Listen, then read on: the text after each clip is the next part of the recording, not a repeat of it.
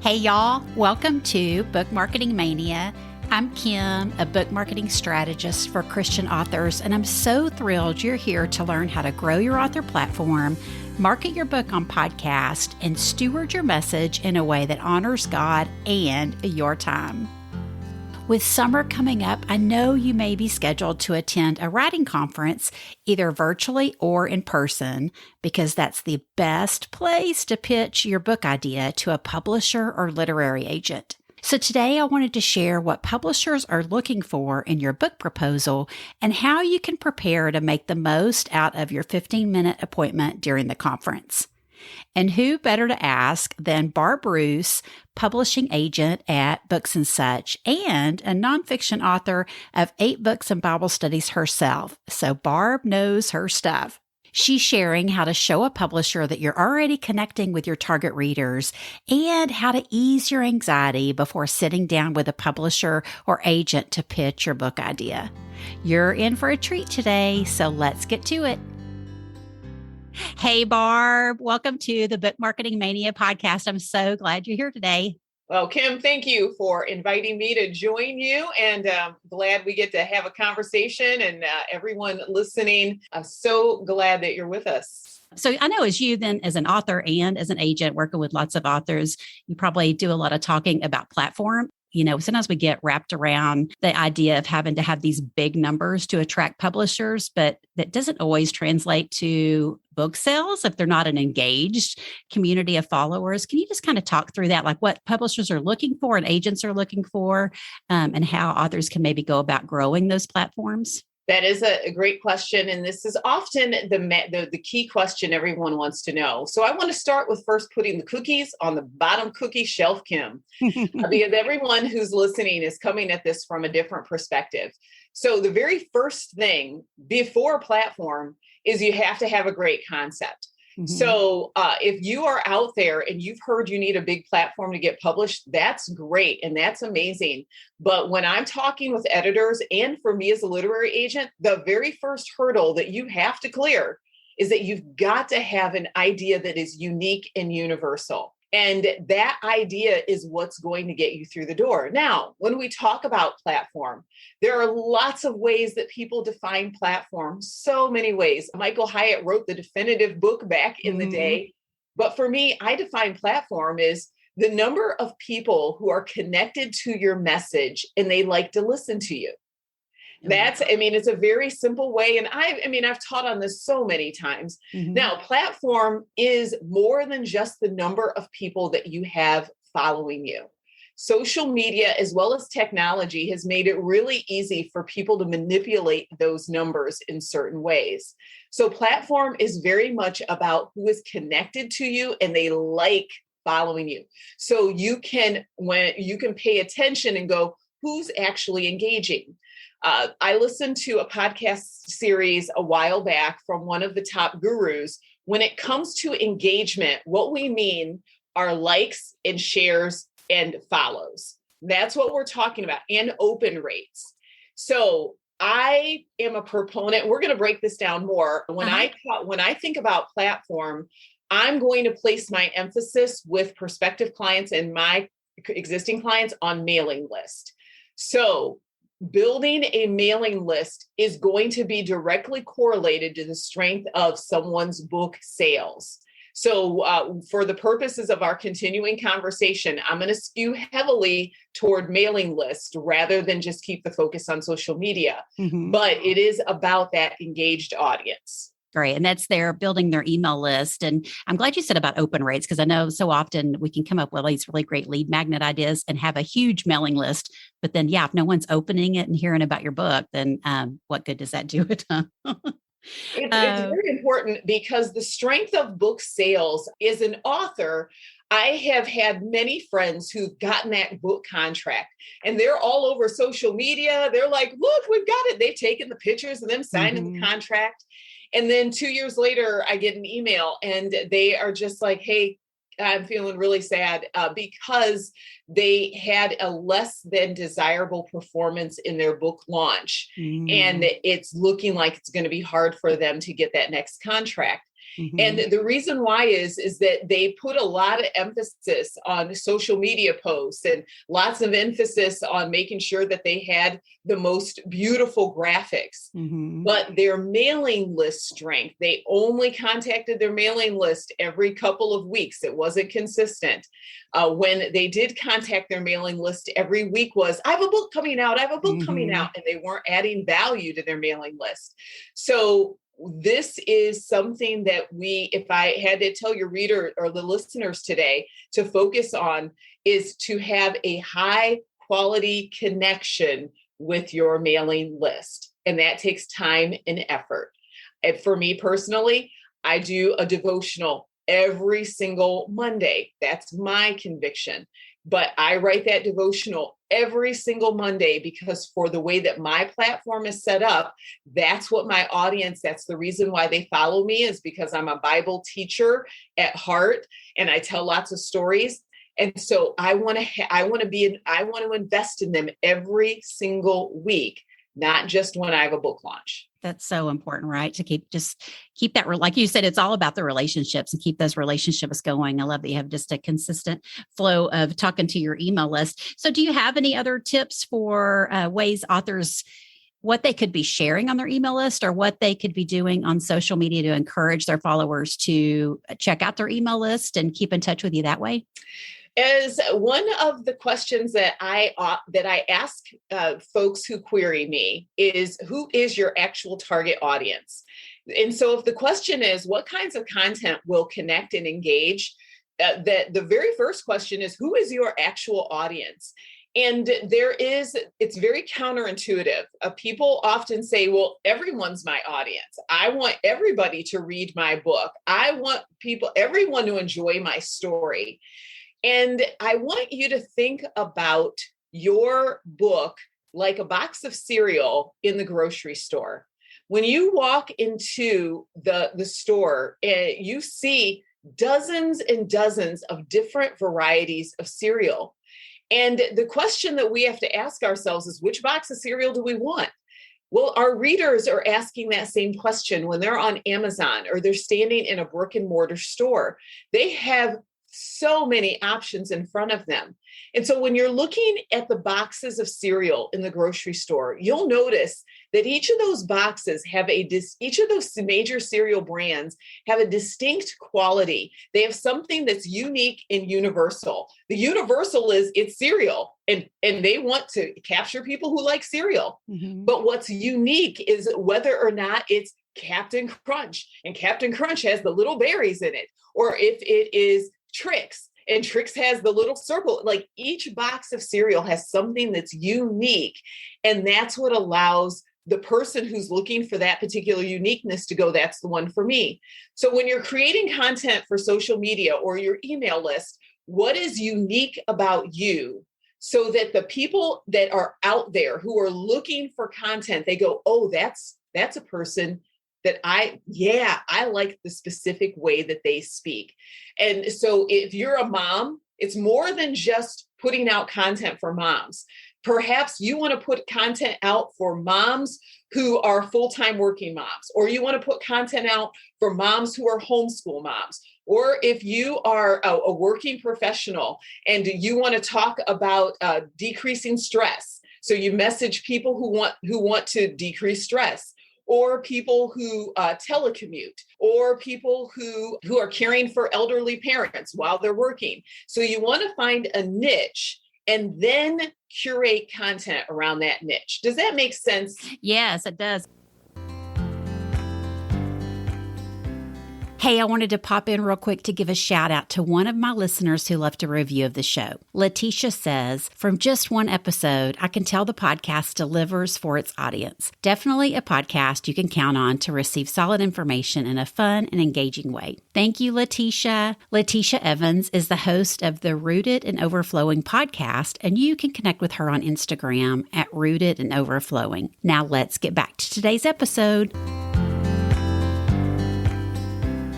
Was my next question was going to ask you, and I think you already answered it. Just how can authors drill down to whenever they do have that topic? What is like you said, what is unique and universal about that topic or about them as an author so that they can share that message and not be, just like every other cereal box on the aisle? Because that's what I think, like, then you kind of back up before you can even present that book topic is how am I engaging with my potential readers today with that kind of information and be able to show that I've already got an engaged audience that's interested in this unique and universal topic, which kind of leads me to the next question I wanted to ask you about. So you've kind of given a lot of information of, what your perspective is on your experience as an author and as an agent. So when you go to present book proposals to publishers, what kind of information are they looking for? Well, I'm going to very quickly walk through 4 elements. Now, there are actually more elements than that, but just so that we can keep it clean and quick.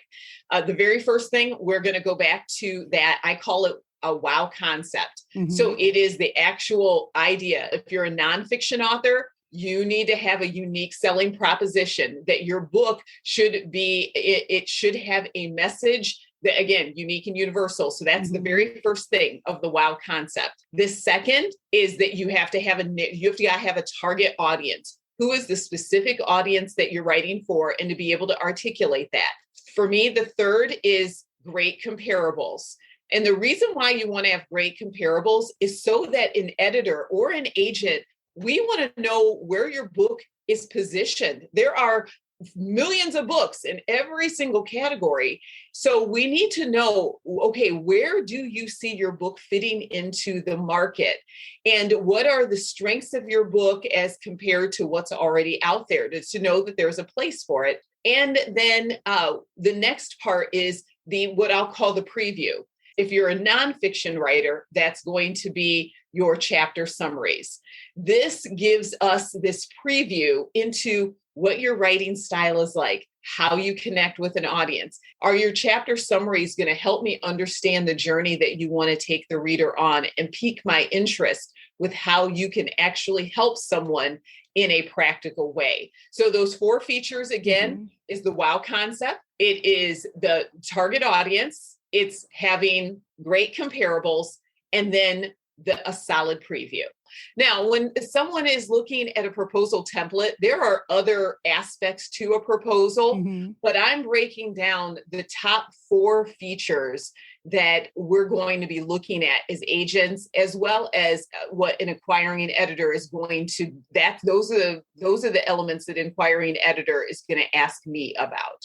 And so do they, whenever you're first approaching a publisher with an author, do they ask about the marketing plan? They do ask about the marketing plan, but those other features are going to be what opens the door to ask about the marketing plan.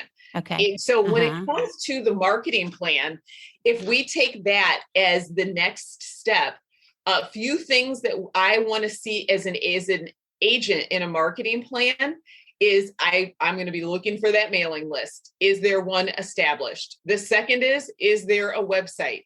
I am still amazed at the number of people who have outdated websites. We live in an age and time where technology, particularly to do a website, is highly affordable. Elegantthemes.com. You can have a 1-year subscription for, I think it's like $67. Why do I know that? Because I have an annual subscription. And it is a very user-friendly interface to design a website. So that very first piece is making sure you do have a social media presence and a mailing list. We want your website. We want your social media. We want it to be populated on a regular basis with the content that's going to captivate your audience. And then another part of the marketing piece is I'm going to be looking and asking about a speaking platform, because that is one of the primary drivers outside of mailing list to selling books. So nonfiction authors, if you want to write either in Christian living or academia or discipleship, you're going to be asked whether or not you've got a speaking platform. I love how all that, like you talked about there, you've got these 4 elements that you're going to come to the table with as an author, but if you've got an updated website and you're putting out content and you're speaking and you're building your email list, all those things are kind of building into helping you hone in on that concept, right? Your unique and universal pieces because you've been writing about them and you've been seeing people interact with them and joining your email list. And let me, for a moment, cast a greater vision, because I suspect there's somebody who's out there right now who is like, whoo, that's an overwhelming amount of stuff, Barb, you're asking us to do. And so I want you to just take a moment and take a deep breath if you're listening, because if you are taking in for the first time or you are just in the early part of the journey, it can feel overwhelming. So we're not saying that you have to do all of these things at once. Mm-hmm. But one of the primary reasons that a literary agent and an acquiring editor at a publisher is looking for a mailing list and a social media presence is the social proof that your message is resonating with others. Mm-hmm. And on top of that, it gives you an opportunity to hone your message, to sharpen it, to expand it where you need to. So these are not tasks that we're asking you to do as a checklist. These are actually tasks that help you serve people better with the dream that you have.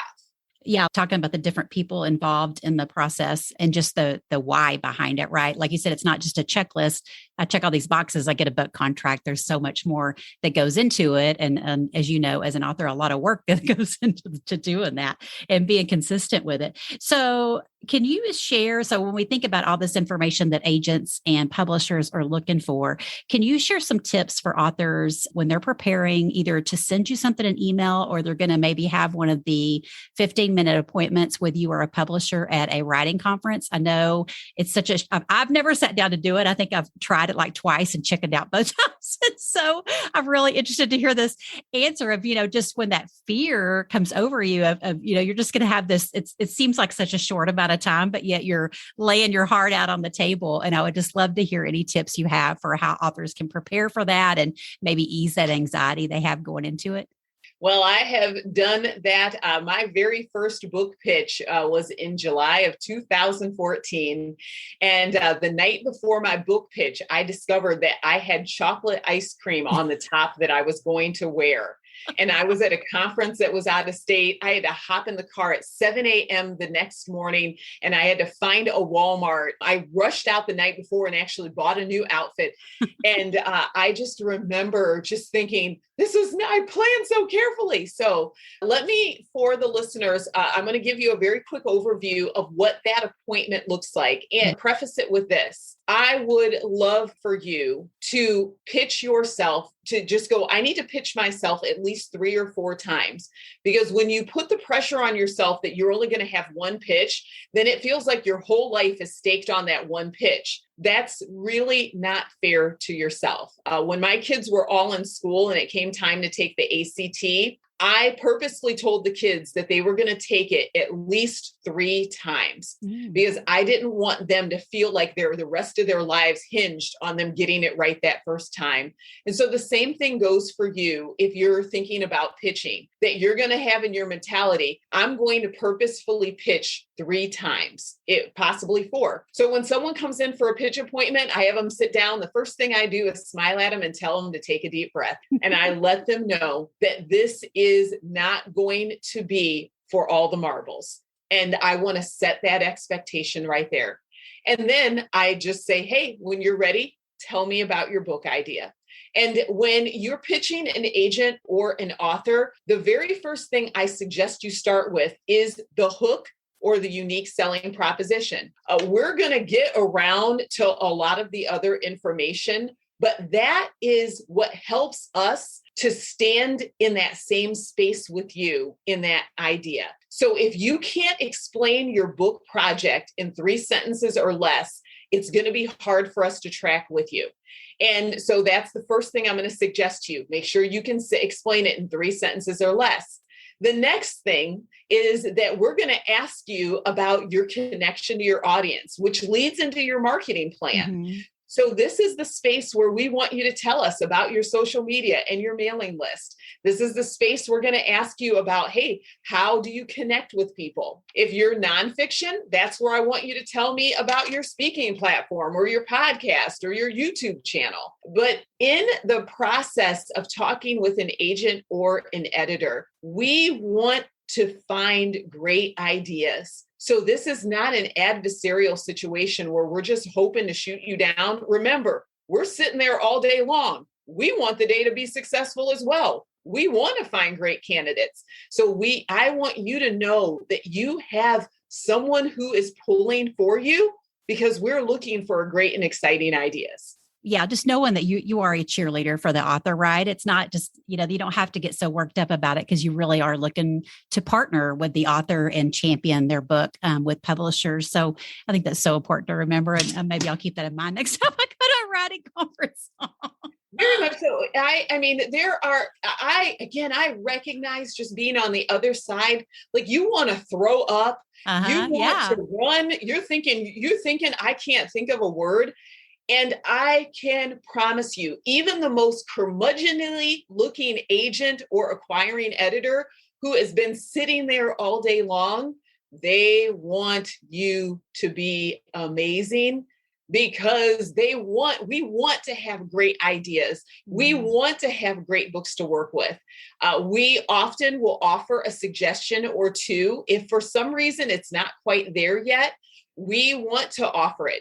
So rejection is not rejection. Rejection is it is not ready and it needs a little more time. The problem I think comes in with us as writers is we want it to be right now. We want to be able to take that next step. We want it to be good as it is. And what we as editors and agents want to say is if it's not ready, give it time to get ready. And that's so hard to do sometimes, right? So this has been amazing. I would just love to hear from your agent side, Barb. Are there any resources you'd like to share for working with an agent, or can you just share where everyone can connect with you online if they'd like to talk to you more? Well, our Books and Such blog at booksandsuch.com, that is a beautifully curated space. If somebody needs a simple and easy next step, it is a longtime award-winning blog. There you have 6 literary agents who have represented authors who are unpublished up to authors who have sold tens of millions of books. And so there at the Books and Such blog are blog posts and resources on every topic related to publishing and marketing. We talk a ton about platform over there, and we talk a ton about marketing and marketing plans. So that would be the clear next step that I would offer to all the listeners. And if you want to find out more about me as a literary agent, there's a tab there at Books and Such that has my information, and also at my home at barbroose.com under the About tab. There is also a place where I talk about who I am as a literary agent and what I'm looking for. And if you do have an idea to submit, all submissions must go through the Books and Such website. If you submit any other place, I am unable to follow up on those submissions simply because I receive so many. They all have to go through Books and Such. Okay, great. Well, I'll be sure and link all those in the show notes. Well, thank you, Barb, for your time today. It was so greatly appreciated. I know my listeners will get a lot out of this conversation. It was a pleasure being here. Thanks, everyone, for joining us. Oh, gosh, y'all. I love what Barb said about your engaged platform is social proof that your message is resonating with others. Plus, it gives you an opportunity to hone your message, sharpen it, and expand it where you need to. And if you need some help with growing your platform or marketing your book on podcast as a host or guest so that you can show publishers that your message is resonating with your target audience today, let's work together. You can book a session at kimstewartmarketing.com/power hour, and I'll put a link here in your player too. That's all for today. Thanks for tuning in. And as always, I'll be there for you next week to help you market your book one podcast at a time. See you then.